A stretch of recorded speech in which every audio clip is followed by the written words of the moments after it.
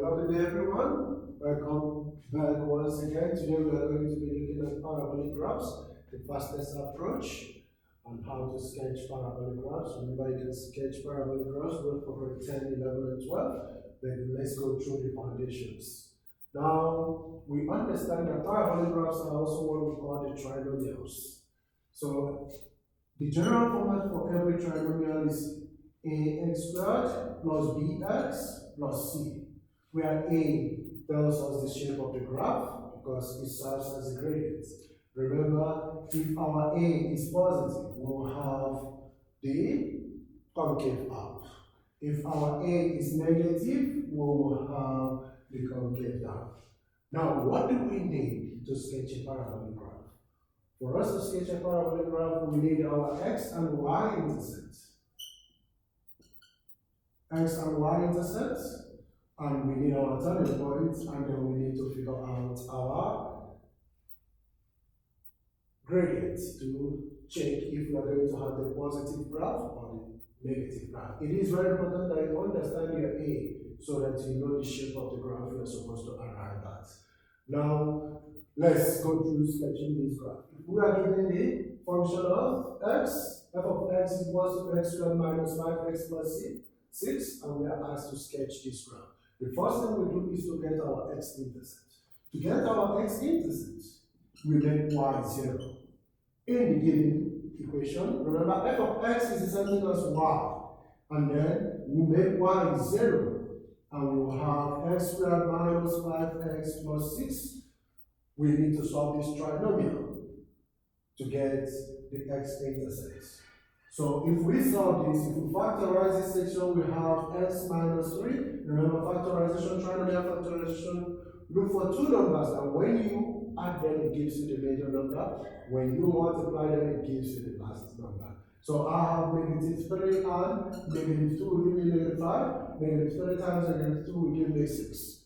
Now, equate individual bracket to 0, we get x equals to 3 and x equals to 2. It is an intercept. It is a coordinate that is supposed to appear on the graph, so it must be written down as a coordinate. This means that when x is equals to 3, y will be 0. When x equals to 2, y will also be 0. These are the two x-intercepts for this function. Now, the next thing we have to do is to look for our y-intercept. Our y-intercept is make x 0. So if we plug in 0, minus 5 times 0 plus 6, we have 6. So our y-intercept is when x is 0, y is 6. That is our y-intercept. So the next thing we need is to get our turning point. To get a turning point, the x value of the turning point can be multiplied negative b all over 2a in the expression if we understand the general format. And our b in this case is negative 5. So we'll have negative of negative 5, negative of negative 5, all over 2 times a. A in this case is 1. So our x is 5 over 2, which is 2.5. How do we get the y coordinate of the turning point? Plug this x value into this. So we have f of 5 over 2. And now give us 5 over 2 all squared. Minus 5 times 5 over 2 plus 6. If we have this, we will get the y coordinate of this. So let's simplify this. If we have 5 over 2 all squared, that's 25 over 2. And this will also give us minus 25 over 2 plus 6. Minus, we have 25 over 4, sorry. Minus 25 over 2 plus 6. Now, to resolve this, we can just take the LCD, which is 4, and we'll have 25. 2 into 4 is 2, times this is negative 50, and 1 into 4 is 4 times 6. 4 times 6 is 24.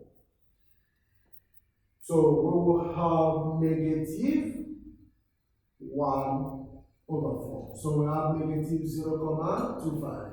So our turning point is going to be at 2.5, which is 5 over 2, and negative 0.25.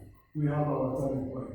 With these points, we can easily sketch our trinomial. We have the x-intercept, we have the y-intercept, and we have our turning points. And with these, we can easily sketch our parabolic function. Let's go to the Cartesian method sketch. We look at the values we have. It will guide us to know what to choose for our Cartesian. The highest value for x, y is 6, for x is 3. So I can go in ones for x.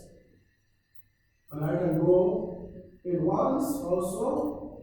Remember, this was done in a graph book so that every measurement will be probably followed as the calibration was given. Now, we start presenting our x-intercept is when x is 3, y is 0. When x is 2, y is 0. We have our y-intercept as when x is 0, y is 6. And then our turning point is 2.5. 2.5 is between this line, 2 and 3, and negative 1 over 4. So it's going to be somewhere there. So this will form our parabolic function. So we need to join all the points using a freehand curve, understanding the shape of the graph. So this will be the parabolic function of the given parabolic graph of the given function.